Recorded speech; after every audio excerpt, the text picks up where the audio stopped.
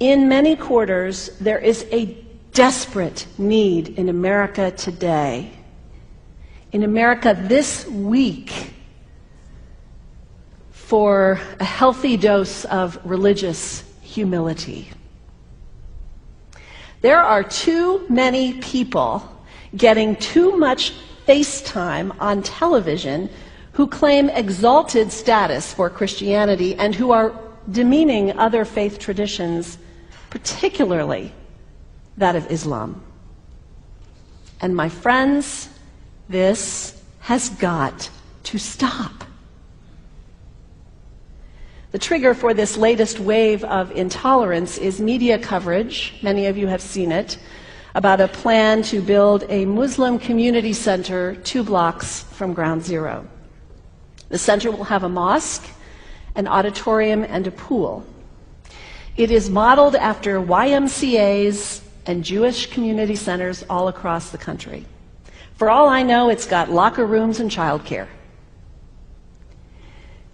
Now, to be very clear here, reasonable, faithful, caring people can disagree about how they feel about this facility being built so close to Ground Zero. But that does not justify the wave of fear and suspicion that has washed over this country over the last 10 days. The media are now calling this a wave of Islamophobia that is sweeping across America. I saw a story this week on CNN about a minister in Gainesville, Florida, who has declared September 11th of this year Burn the Quran Day.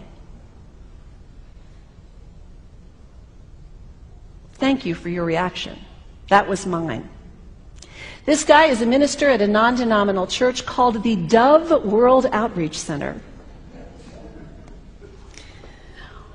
He said all kinds of disparaging, insulting, inaccurate things about Islam that I'm not going to repeat from this pulpit.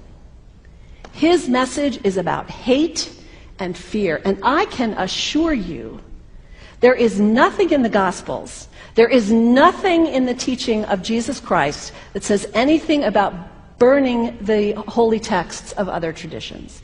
It is not there. The proposed burning of the Quran is obscene. It is not the work of peace.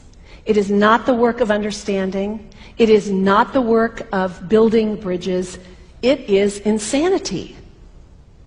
Now, the good news is there are a lot of groups, a lot of churches, even the National Association of Evangelicals, who are condemning this action and urging the church to cancel their event.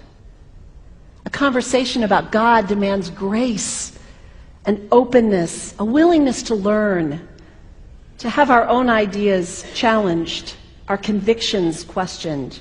These are the hallmarks of humility. When I was in seminary, I read from someone whose name is lost to me now, when you speak of God, your voice should shake a little. You know, Jesus had no time for religious know-it-alls. He saved some of his harshest criticism for church leaders, for the Pharisees, the religious leaders who were so certain about who was out and who was in, who was holy and unholy, clean and unclean. Jesus was forever taking all this religious certainty and turning it on its head. And we can only imagine what Jesus would have said about Pastor Terry Jones and his Burn the Quran campaign. I think he would say, this has got to stop. Followers of Islam believe that the Quran is a collection of revelations received by the Prophet Muhammad from God about 1400 years ago. They believe that Muhammad was the last of a series of prophets and teachers and messengers that included Adam, Moses, Jesus, Abraham, all names revered by us as well. The word Islam means peaceful surrender to the will of God. The Quran was written at a time when the Muslim people were being driven from their homes, persecuted, and killed. The Old Testament was written at a time when Jewish people were being driven from their homes, persecuted, and killed. And religious scholars will tell you that most Holy Scriptures have stories of war and violence in them. Throughout history, most faiths have used these texts to justify violence. And if there's anyone in this room at this moment who's thinking that I've got it wrong, after church today, pull out your Bible and look up Psalm 137. And you'll see that our own text has passages that can make us uncomfortable. But also, like the Bible, the predominant message of the Quran is of peace and care and loving God, justice, care for the neighbor, care for the stranger. In the Bible, we have thou shalt not kill. In the Quran, we have whoever kills another, surely he is killing all of humanity. And whoever saves the life of another, surely he saves the lives of all humanity. These are words of peace, words of faith, words that could save the world if we would take them to heart. The second thing you can do the next time someone sends you one of those emails demonizing Islam, delete it. Don't forward it. Don't participate in the stereotyping. Don't give in to your fear. It's okay to be a little afraid. We all have those emotions. Just don't give in to it. Don't sign on for it. Don't focus on this tiny group of extremists who commit acts of violence. Focus on the hundreds of millions of Muslim people in the world who are people of faith, whose priorities and concerns and families are not so different from your own. And third, when you think of Muslim people, think of individuals. Think of the professor at Ohio State. Think of the engineer at Honda.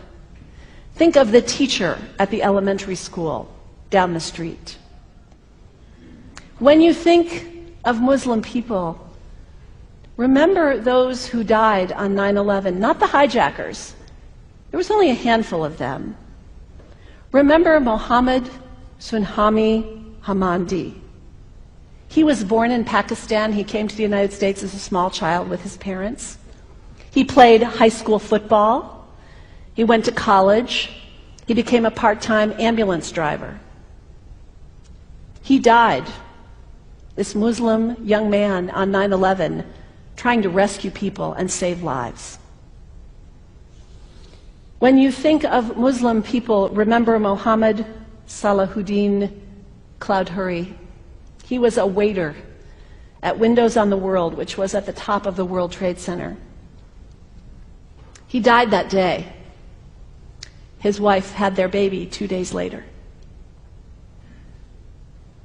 When you think of Muslim people, remember Rama Salih.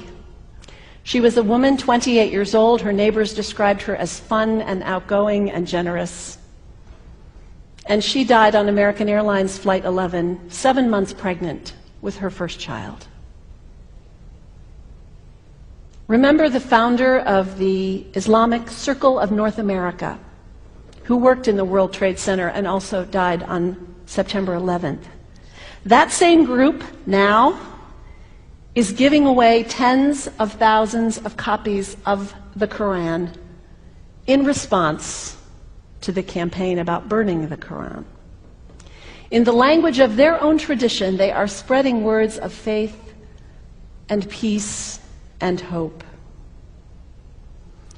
One of the ladies at the 8:30 service this morning said to me after, maybe we should declare September 11th, buy a Quran and read some of it.